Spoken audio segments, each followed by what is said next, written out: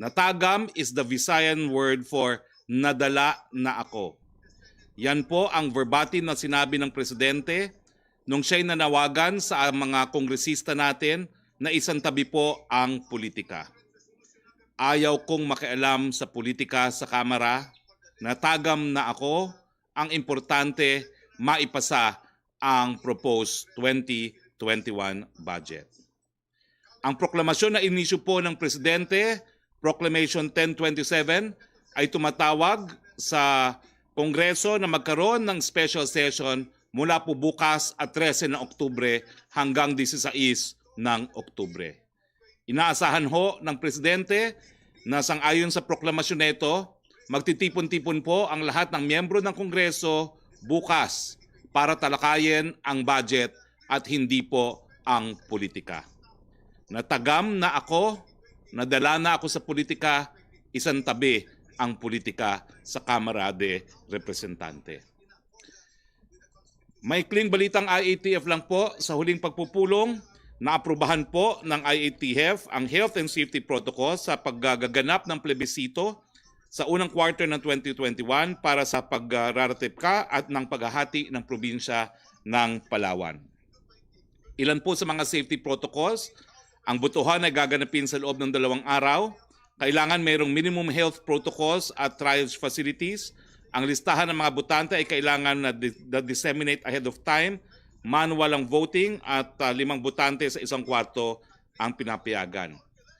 Pinayagan din po ng IATF ang face-to-face trainings and assessments ng technical vocational institutions at TESDA technology institutions sa mga lugar na ang community quarantine ay GCQ or mas mababa.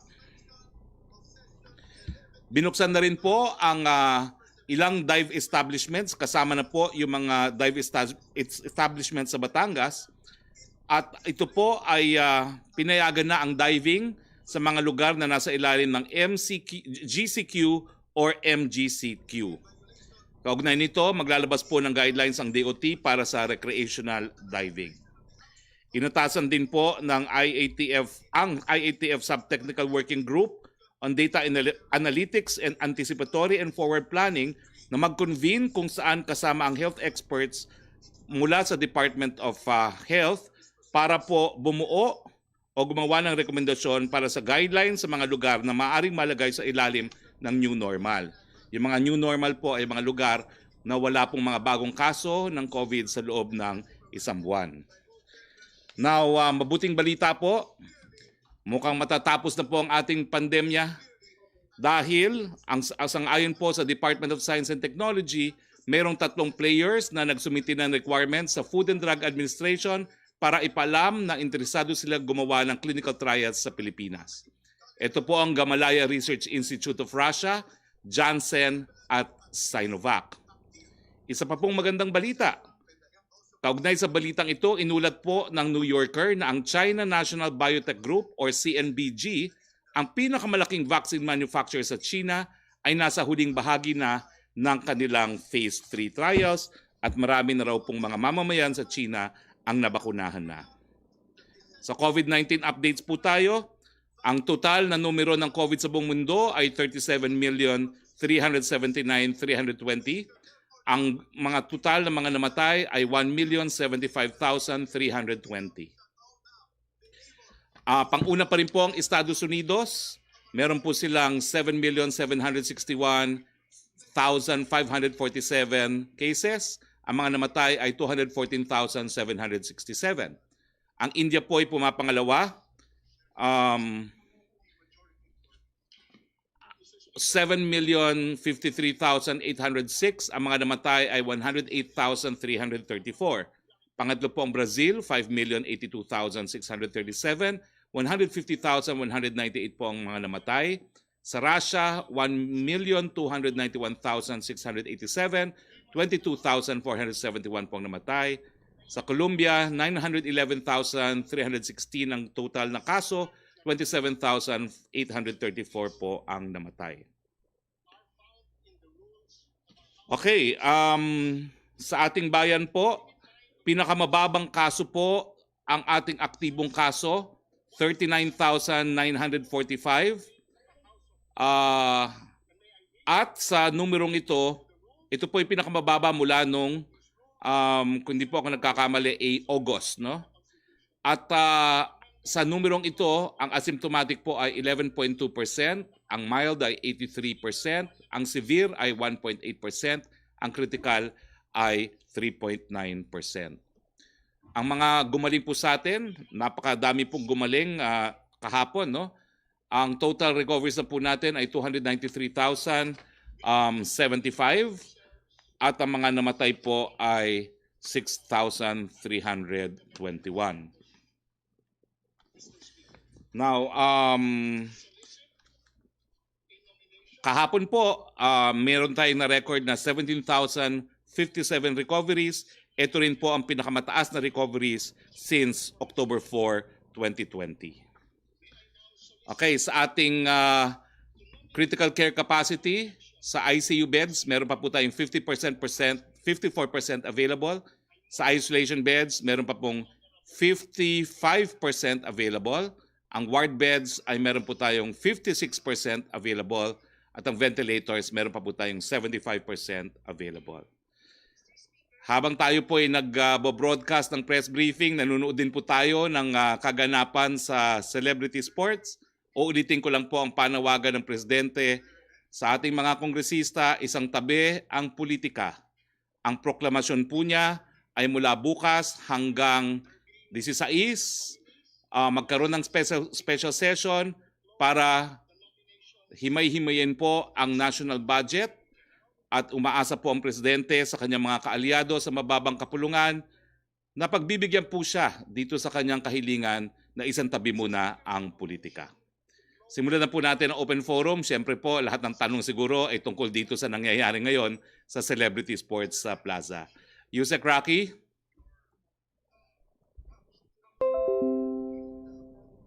Yusek Roque? Okay, wala pa si Yusek Roque. Si Joyce Balancio? Yes, good afternoon, Secretary Roque. When you said that nadaldala na si Pangulong Duterte sa politika... Natagam. Nadala. Natagam. Okay. Does this mean that the President is not pleased with what's happening between Congressman Cayetano and Lord Alan Velasco in terms of the term sharing agreement that he personally brokered? Let's just say dala na siya sa politika na nangyayari sa Kamara de Representante. He just wants the work to be done. He wants the budget to be passed. And when you said, sir, na isang tabi ang politika, is this the President saying that the congressman should not pursue anything related to House speakership during the session days that he called for Congress? I believe so because any talk of speakership will delay the passage of the 2021 budget. But some lawmakers are saying, Secretary Roque, na pwede naman siguro i-pursue yung term sharing after the budget is passed. So is that acceptable or okay for the President? Basta ang sabi po ng Presidente, ipasa muna ang budget. So anything they do after the budget is the affair of the House of Representatives. Okay. May mga nagsasabi, Secretary Roque, from the part of the senators na baka po pwedeng magtawag pa ng additional special session day si Pangulong Duterte, particularly on November 9 to 13, dahil sa kanila naman daw po magkukulang ang panahon para matapos nila yung budget deliberations. Is the President willing to call for another special session or additional special session? Hindi po problema yan. Importante lang maipasa sa mababang kapulungan ang budget on or before October 16.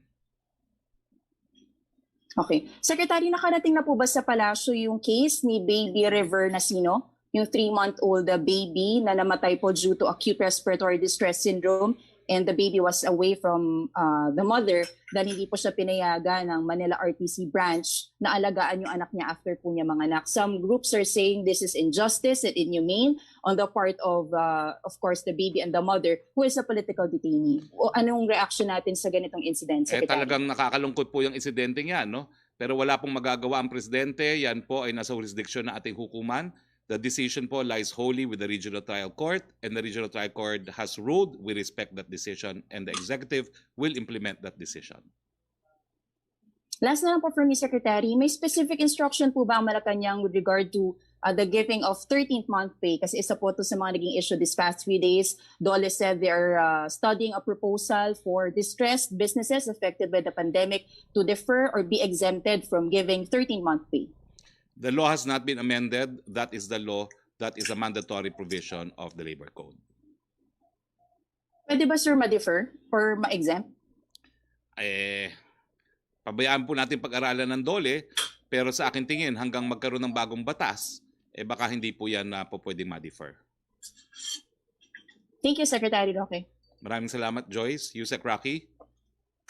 Yes, good afternoon, Secretary Roque. Question from Chris Jose of Remate Online. Reaction po sa sinabi ni Albay, First District Representative Edsel Lagman na kailangan daw pong i-extend ni Pangulong Duterte ang period ng special session na pinatawag sa Kongreso para raw matiyak na maipapasa sa tamang oras ang 4.5 trillion pesos 2021 national budget.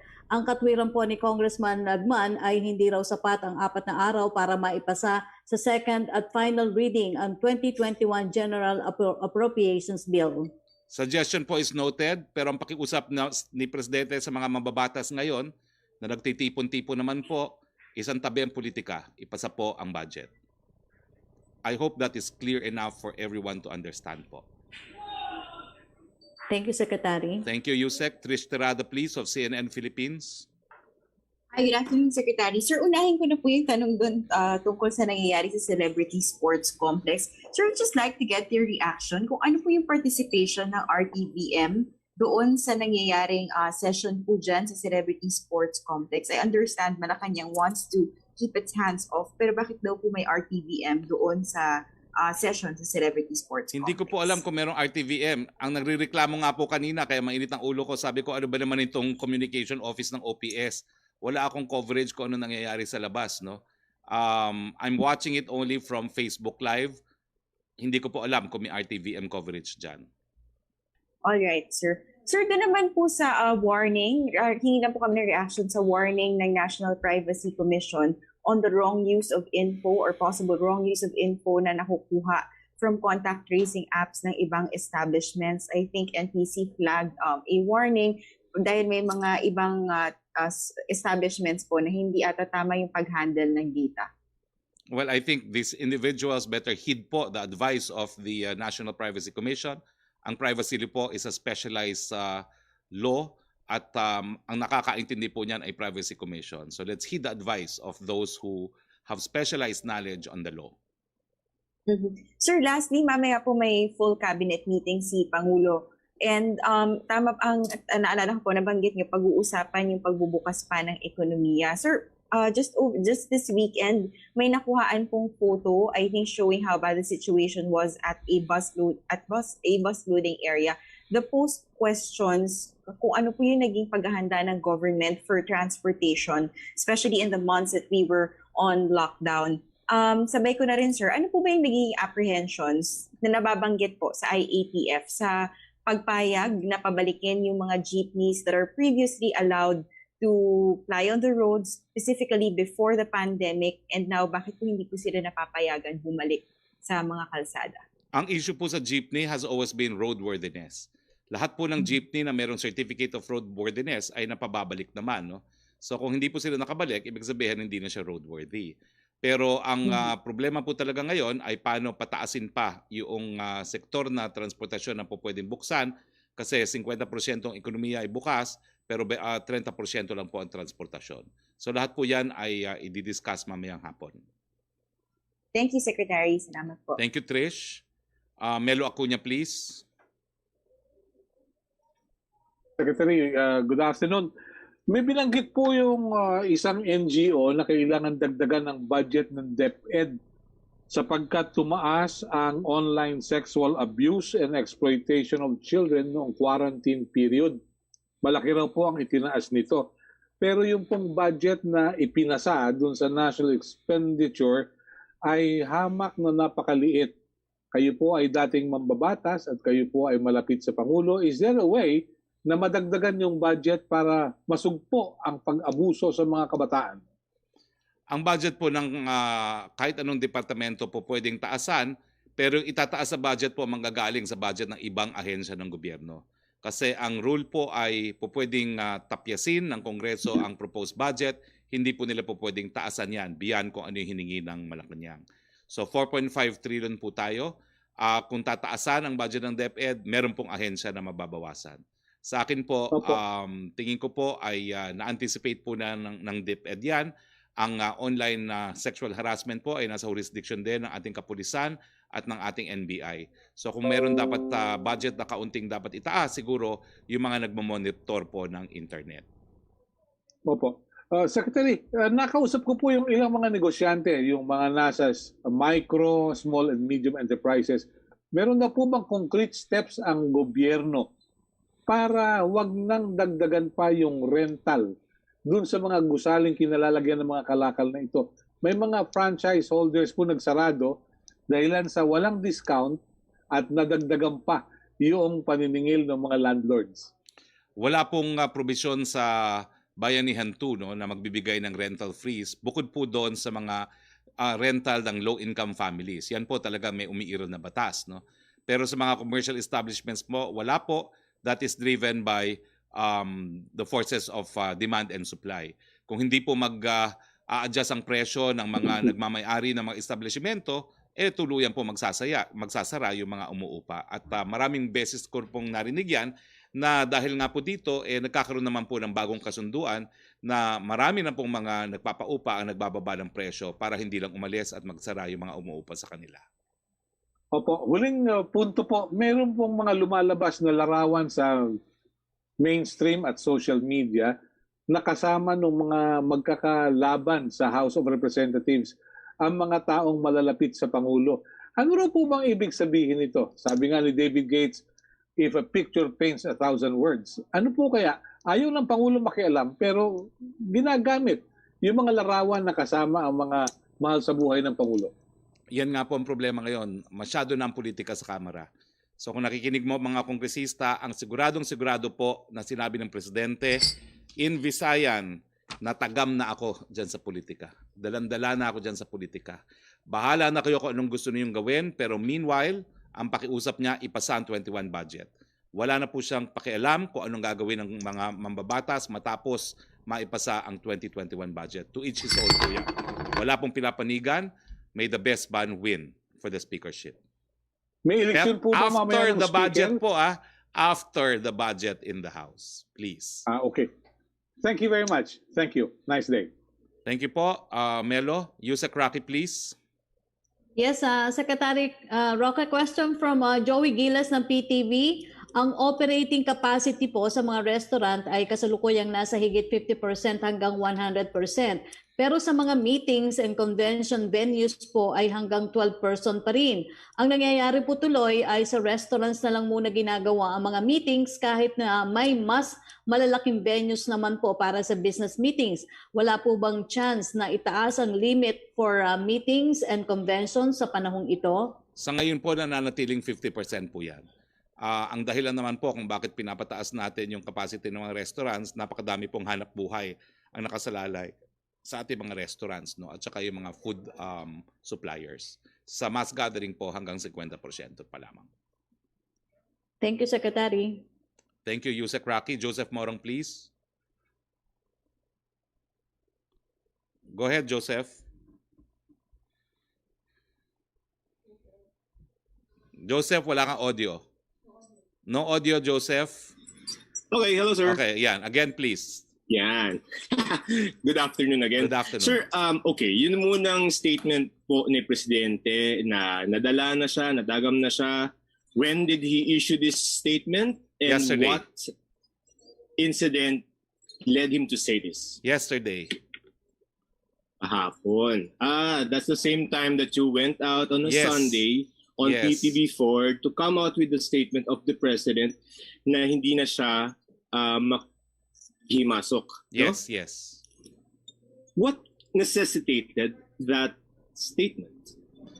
Well, I think it was in anticipation of the political activities that are ongoing today as we speak. Mhm. In anticipation, ibig sabihin, he knew that this thing in the Celebrity Sports Plaza is going to happen, and it does not have his imprimatur. Ang malinaw po ang sinabi ni Presidente, dala na siya. Isang tabi ng politika, budget muna. So yung dala na siya, let's go there. Nadala na siya because what? Dala na po siya Hindi dahil na sir yung wala term pong sharing? tigil ang politika dyan sa Kamara. Ang gusto lang pareho, lahat ng mga gusto mag-speaker, kapangyarihan, paano naman ang bahayan? So wala po siyang Mhm. pinapanigil Naman. at this point. Ang gusto lang niya, mapasa po ang kanyang COVID-19 budget na nasa loob po ng 2021 proposed budget. Sir, forgive me for belaboring the point. Nadala na siya because hindi naman sinusunod yung term sharing agreement na gusto niya? Hindi po, nadala na siya kasi masyadong magulo talaga ang politika sa Kamara na nagiging dahilan na nagkakaroon ng abirya sa pagpasa ng budget. Okay. Sir, anong tingin niya dito sa nangyayari sa Celebrity Sports Plaza? You know, it is enshrined in the Constitution that the selection of leadership is a purely internal matter of the House at yan naman po ang naging paninindigan ng Presidente. Avellino versus Cuenco, sabi po, kahit sino hindi po pwedeng maghimasok. So talagang ang issue po ng leadership, tanging mga miyembro lang ng Kamara ang makakapagdesisyon. Kaya nga po, bilang tumatayong pinuno ng supermajority dyan sa Kamara, ang pakiusap niya, at mukhang hindi po ata pinakikinggan ng Presidente, isang tabi muna ang politika, ipasa ang budget. The President expects his allies, those who consider him still as their leader, to convene tomorrow to discuss the budget and pass it on or before the 16th. Sir, the President sounds exasperated already, no? Opo, dala na nga po. And that's why I opted to use the Visayan word to quote him literally na tagam. Okay. Sir, I think a lot of these things, no, yung intramural sa House, can be solved by factual statements from the palace. Number one, is there a term sharing agreement? Nako, Joseph, hindi ko po alam kung paano pa kayo, kasi ang sinabi na nga ni Presidente, bahala na sila kung anong gusto nilang mangyari. Ipasa muna ang budget. So, I'm sorry, Joseph, that's the express instruction of the President, no less to me. No? So, yung mga bagay-bagay na yan, wala na yan. No? I mean, bahala na sila dyan. Wala na siyang pakialam. To each his own. Ipasa muna ang budget, tsaka sila gawawa ko anong gusto nilang gawin. Okay. Sir, yung pong sinabi ni Marinduque Representative Velasco, I think probably Friday, no? Nung nakausap niya si President after he has spoken to the President, sabi daw niya, and I want a declarative statement from the palace, na Denggoy allegedly sila pareho ni Velasco nitong kabilang kampo. Is that statement true? I have no information. This information was not relayed to me by the President. You didn't ask? I didn't ask. Why? Because I thought anyone in a similarly situated situation could say whatever they want to say. No? And right now, the focus of the President is not on who should be Speaker, it is the budget. Okay. All right. So, sir, what about a different person aside from Velasco and Cayetano? Just to pacify or just to... Ikaw naman, para ka naman Keep the house kongresista, hindi ka nakikinig, Joseph. Sabi na nga ni Presidente, Wala na matapos mapasa ang budget, bahala kayo sa buhay ninyo, but he wants the budget passed. Okay, sir. Okay. Sir, off tangent na question, yung sa Love is Not Tourism, I understand that you've talked about it Friday ba? Any movement? And also yung outbound, inbound, non-essential travel. Let me clarify. Outbound, Okay. yung mga paalis, wala pa po agreement in principle. Hindi ko po alam kung saan nanggaling yung impormasyon na there was an agreement in principle. But before the press briefing today, I double-checked with Yusek Dulay, who is the acting chair of the Technical Working Group of IATF. He confirmed wala pa pong kahit anong agreement in principle even for outbound. For inbound, Okay. itong outbound po continues to be discussed in the TWG. Wala pong agreement in principle. And that is why I would like to stress any information about IATF must originate from my office. I'm sorry to say it, but it must originate from my office para po wala tayong kalituhan. Pangalawa, Sir, yung for inbound, ang problema po kasi talaga natin, wala po tayong separate fiancé visa gaya ng ilang mga bansa, gaya ng Estados Unidos. Ang magagamit lang po ng mga fiancé, if they are in fact fiancé, are ordinary tourist visas, and we are still restricting the entry of tourists into the country. Yan naman po ay pinatutupad din ng halos lahat ng mga bansa sa buong daigdig. So ang outbound po, it's still limited to essential travel. Ang inbound, sarado pa rin po tayo sa turismo. It will be for a specific urgent purpose, and it will have to be endorsed by a line agency of government that has some jurisdiction over the purpose of the alien in coming to the Philippines. I know it is bad news. Alam ko po, masamang balita ito sa mga nagmamahalan, pero mas mabuti na pong alam nyo kung anong katotohanan nang hindi muna kayo po umasa. It's not a personal decision that I made. It's a decision of the IATF, and I'm only the spokesperson of the IATF. Pasensya na po. Sir, last na lang, the President will have a public address as you said last time? Yes. After the cabinet meeting, no? Yes. In fact, there are 3 meetings, the cabinet meeting, the smaller meeting, and the recording of the talk to the people. Do you have a target time for the speech? Ikaw talaga. Target When time it's na sinabi ko finished, it will be broadcasted. Okay, sige sir. Thank you for po. your time, sir. Thank you. Yusek Roque, please. Yes, Secretary Roque, question from MJ Blanca Flor of Daily Tribune on House developments daw po. Is the palace hoping that the speakership row would end soon as majority of lawmakers push a leadership change before the House tackles the proposed budget for 2021? Ayaw na pong madawit ni Presidente sa politika. So kung meron po mga nagsasabi dyan na the President is endorsing one over the other, hindi po na totoo yan. Wala na po siyang pakialam. Bahala na mga members ng Kongreso pumili, pero matapos po nila maipasa ang budget, hopefully on October 16. Will the leadership change in the House affect the budget deliberations? Siyempre po, itong mga politikang nangyayari ngayon, paano madidiscuss ang budget bukas? Kung magiging issue, sino sa kanila ang namumuno? Yan po ang nais iwasan sana ng Presidente. So panawagan po doon sa sumusuporta kay Presidente, doon sa naniniwala pa kay Presidente, sana po pagbigyan po natin ng Presidente at ang tambayan sa panahon ng COVID-19. Hayaan niyo munang ipasa ang budget na magbibigay lunas sa COVID-19 bago kayo mamulitika. Yan naman po ay kung meron pang kumikilala sa liderato ng ating Pangulo. Kung hindi naman po, c'est la vie. Pero 91% po of the people stand solid behind the President. And I think congressmen as political creatures know what that means. Third question po ni MJ, on report of mishandling data on contact tracing, the National Privacy Commission said it is checking the business establishment's compliance to Data Privacy Act after receiving reports that some shops are mishandling customers' data for contact tracing. Ano po ang mensahe ng PALA sa business establishments to employ measures to protect customers' data such as names, addresses, and phone numbers? Well, pakinggan po natin ang sinasabi ng Privacy Commission dahil ang Privacy Commission na yan po ay binuo ng batas na nagsasabi kung paano dapat tratuhin ang mga datos na nanggagaling sa taong bayan. So pinapatupad lang po nila ang batas, sana po sundin ang mga opinion at ang mga sinasabi ng Privacy Commission. Joseph, hello, naririnig kita. Lagot ka, narinig ka namin. Tawa na tawa si Yusek Roque. Okay, next question please. Apo, Secretary Roque, mukhang last question na tong kay Julie Aurelio ng Inquirer. Does President Duterte feel that he has no more clout in the House supermajority if he is out of the impression that hindi na siya pinapakinggan and that nadala na siya with House politics? Well, bahala na po ang presidente na sumagot niyan. Siguro po, mamaya masasagot niya yan sa kanyang talumpati sa bayan.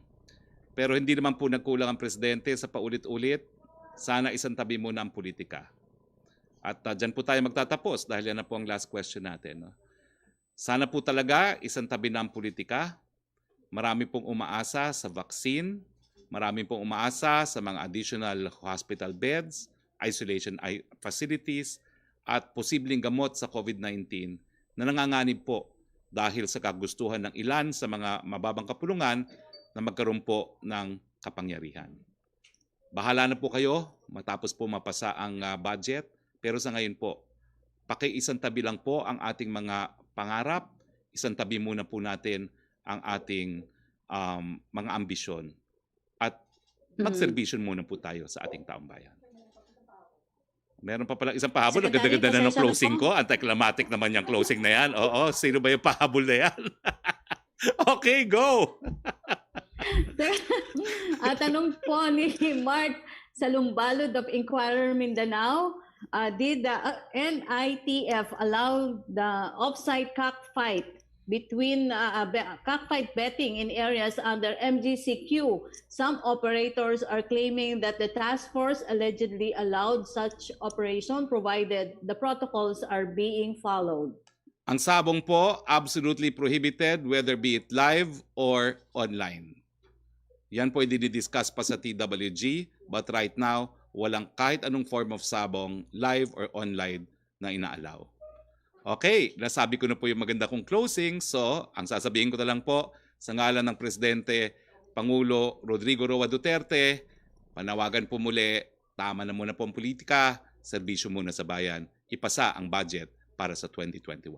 Magandang hapon po sa inyong lahat. Ito po ang inyong Spox Harry Roque. Nagsasabing, stay safe, Philippines.